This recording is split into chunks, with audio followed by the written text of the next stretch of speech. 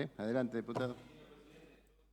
Claramente no iba a tomar la palabra porque además convenimos en la reunión de bloque que fuera el diputado liberal que informara, pero como el diputado Blanco hizo alusión a algunas consideraciones concretas que exceden la materia presupuestaria, yo también quería detenerme en algunos detalles que me parecían interesantes traer también a colación.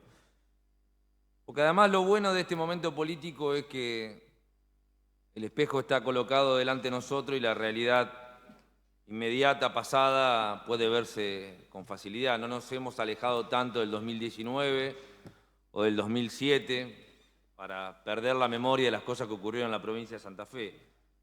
Y no por voluntad política, porque todos los gobiernos tienen aciertos y errores y todos los gobiernos son de alguna u otra manera responsables de las cosas que ocurren en sus provincias o en sus municipios.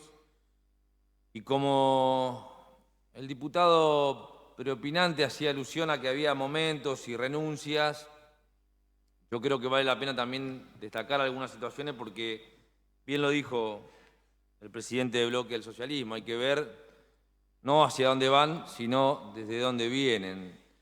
Y la verdad es que sinceramente yo también quiero marcar algunos momentos, porque es probable que en este recinto no se valore tanto como en algunos otros lugares el congelamiento de tarifas en la provincia de Santa Fe. Este año no ha aumentado la luz, pese a que hemos tenido un año muy difícil, después que en la provincia se aumentaran más de 3.000% las tarifas de luz y más de 2.800% la tarifa de agua en los últimos 12 años, superando cualquier índice inflacionario.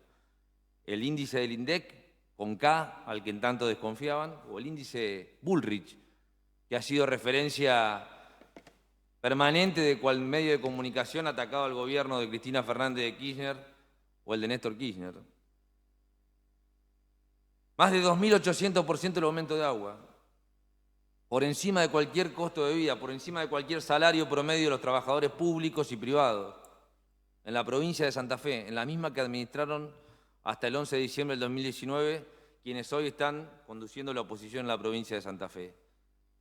¿Es un deshonor? No, pero hay que hacerse cargo de la realidad, que congelar las tarifas tiene un costo y también conlleva una decisión política. Y este gobierno, probablemente con algunos errores, pero con mucho acierto, hizo lo que veníamos reclamando muchísimo lo que estamos hoy en el oficialismo y éramos oposición. Congelar las tarifas para que no sean los sectores populares y los sectores de la industria y el trabajo los que tengan que enfrentar una situación de readecuación y de ajuste en los precios.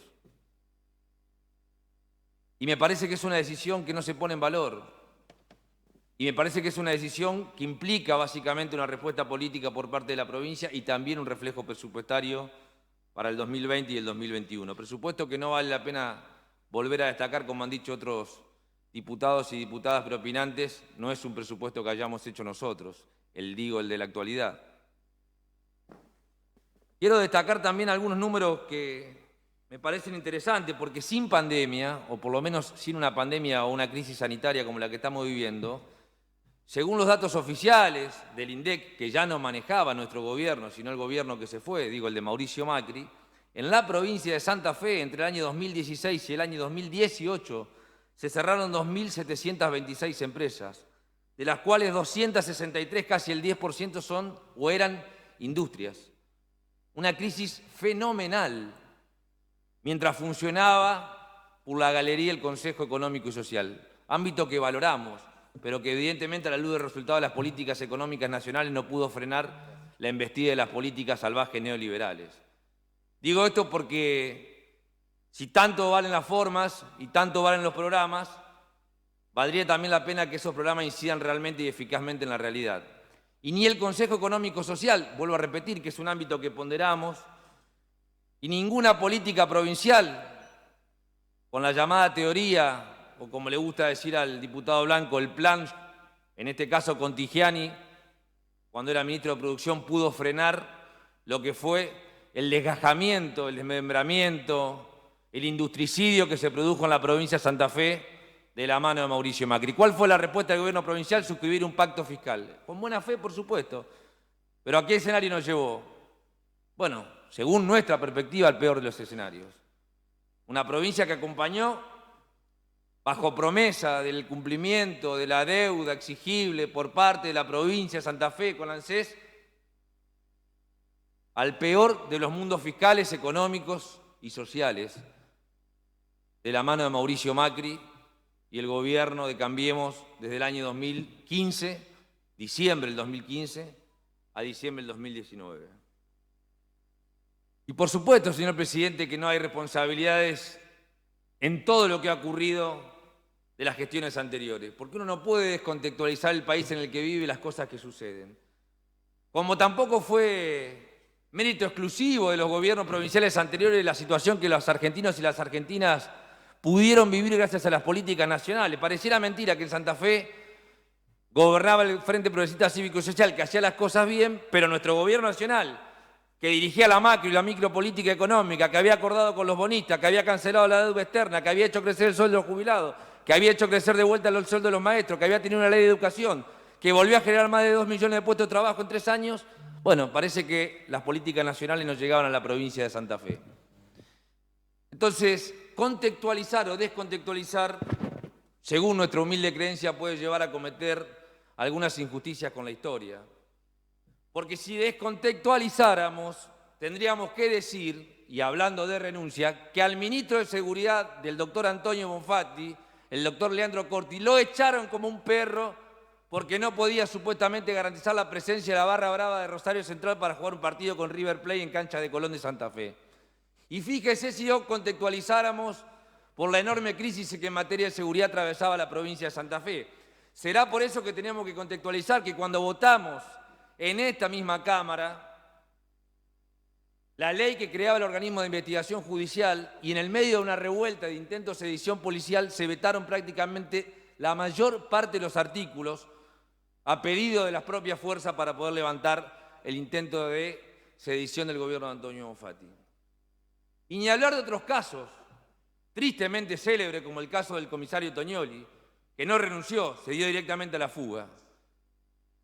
Ahora, nadie puede creer que esa ha sido la política de seguridad del gobierno anterior. Ahora, que ha tenido aciertos y errores, por supuesto, como la van a tener todos los gobiernos que vengan de acá hacia adelante y los que han tenido de acá hacia atrás.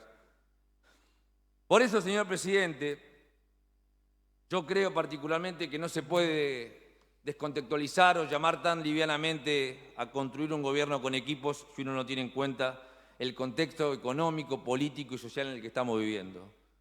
A nosotros nos hubiera gustado, y me hago cargo, porque además lo hemos manifestado en esta sesión o en esta Cámara, en este recinto y defendiendo las mismas cosas siempre, probablemente tener un año mucho más fuerte en materia paritaria, probablemente tener un año mucho mejor en términos sociales, probablemente no tener que ir a ver cómo miles de santafesinos han tenido que padecer las consecuencias sanitarias, pero también políticas y económicas por parte de lo que ha sido la peor pandemia de la historia moderna a nivel mundial. Pero, señor presidente, pareciera que tenemos que venir como gobierno a suplicar que en aras a la colaboración nos den una herramienta que a esta altura del partido creo que cualquier gobierno en democracia pretende sanamente tener, que es un presupuesto. Nadie pide que compartan la política económica del gobierno de Omar Perotti. Lo que sí pedimos es que tengamos la posibilidad de generar un proceso de conversaciones y fundamentalmente de respaldo a las gestiones. Yo no creo, señor presidente, que cualquier espacio político que haya gobernado y que pretenda volver a gobernar pueda ganar las elecciones sobre la base de imponer su voluntad circunstancial en determinadas cámaras o tener una operación sistemática de reducción de daño, como le gusta decir también al diputado propinante.